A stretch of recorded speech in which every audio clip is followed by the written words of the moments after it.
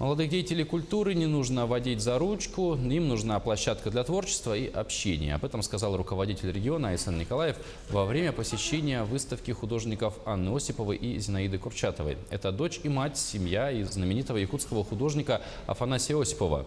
На выставке представлены 100 работ. Это портреты, пейзажи, современное искусство. Как рассказала Анна Осипова, в этом году исполнилось бы 70 лет ее матери. В свою очередь, Айсен Николаев отметил, что за творчеством молодого художника следит уже давно и является поклонником работы ее родителей.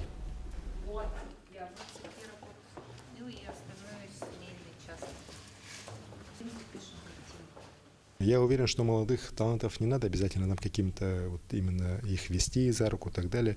Им надо помогать вот организовывать такие выставки. Им нужны места, где они могут выставляться, где они могут общаться, где они могут себя проявлять. И с этой точки зрения я считаю, что в республике достаточно большая работа проводится, интересная. И вот тот же дворец современного искусства, который у нас сейчас строится на месте ДК Гагарина и который будет введен уже где-то через год, он станет тем местом, где как раз не только художники, да, но и представители там музыки, например, современные смогут встречаться, смогут себя показывать. И я уверен, что это вот тоже даст новый еще импульс развитию искусства в нашей республике.